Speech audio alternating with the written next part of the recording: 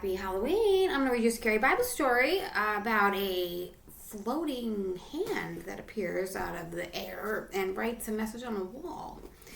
I'm reading from Daniel, the book of Daniel, chapter 5. We know Daniel to be one of those foster kids that was picked up by the king. Okay, and this is chapter 5. It says, King Belshazzar was having a great feast, a great banquet for his noblemen. 1,000 of them attended. He drank wine in company with this 1,000. And he sipped his wine.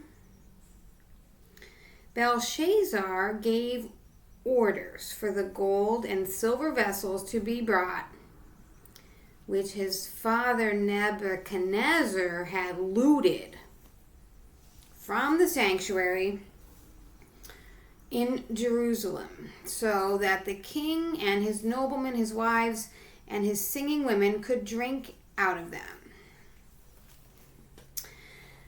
The gold and silver vessels looted from the sanctuary of the temple of God in Jerusalem were brought in.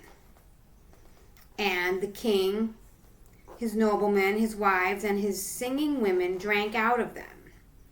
They drank their wine, they praised their gods of gold, silver, bronze, iron, wood, and stone.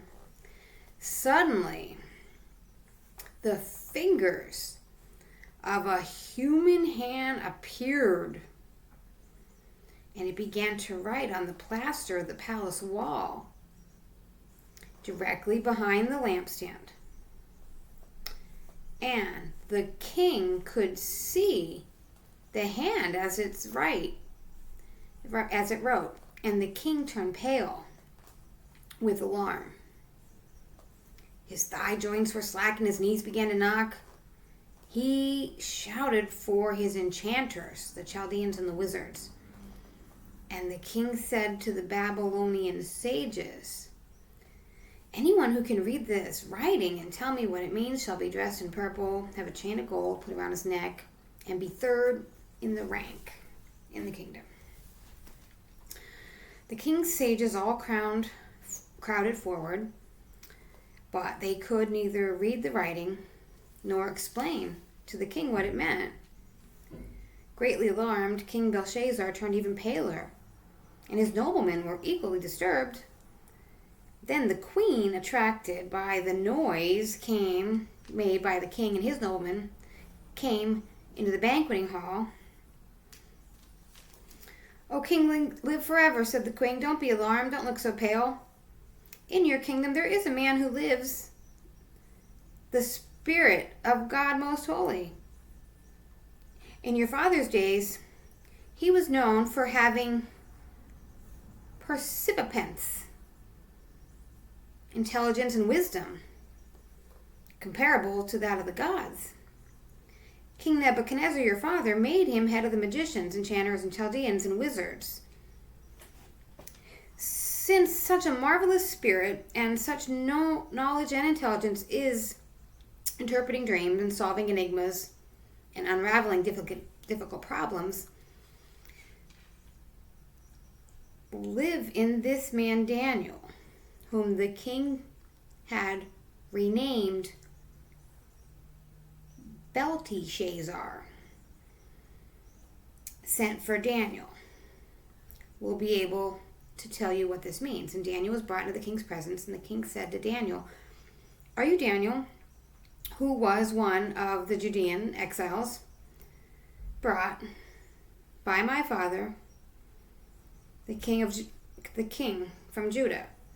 I am told that the Spirit of God Most Holy lives in you, and that you are known for your perception, intelligence, and marvelous wisdom. The sages and enchanters have already been brought to me to read this writing and tell me what it means, but they've been unable to reveal its meaning. As I am told, you are able to give interpretations and unravel difficult problems. If you can read the writing and tell me what it means, you shall be dressed in purple and have a chain of gold put around your neck and be third rank in the kingdom." And Daniel spoke up in the presence of the king Keep your gifts for yourself, he said. Give your rewards to others. I will read the writing to the king without them, or tell him what it means. O king, the Most High God gave Nebuchadnezzar, your father, sovereignty, greatness, glory, and majesty.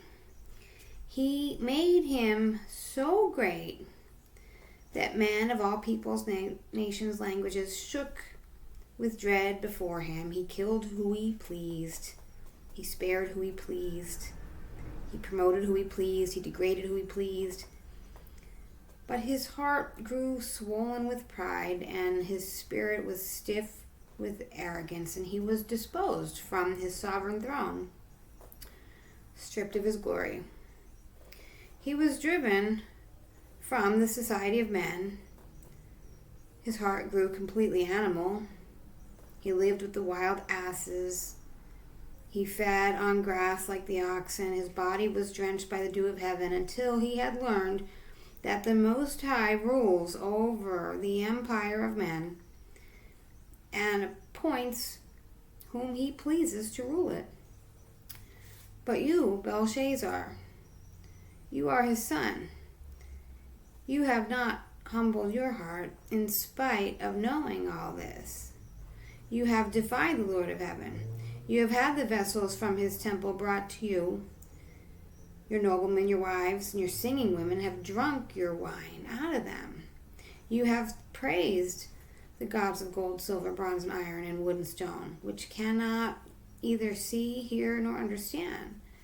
You have given no glory to God, who holds your breath and all your fortunes in his hands. And that is why he has sent the hand, which by itself has written these words. The writing reads, Mene, Mene, Tekel, Parsin. That's Mene, M-E-N-E, Mene, M-E-N-E, Tekel, T-E-K-E-L, Parsin, P-A-R-S-I-N. The meaning of the words is this. Mene, God has measured your sovereignty and put an end to it. Tekel, you have been weighed in the balance and found wanting. Parsin, your kingdom has been divided and given to the Medes and the Persians. At Belshazzar's order, Daniel was dressed in purple. A chain of gold was put around his neck, and he was proclaimed third in the rank in the kingdom. That same night, the Chaldean king Belshazzar was murdered.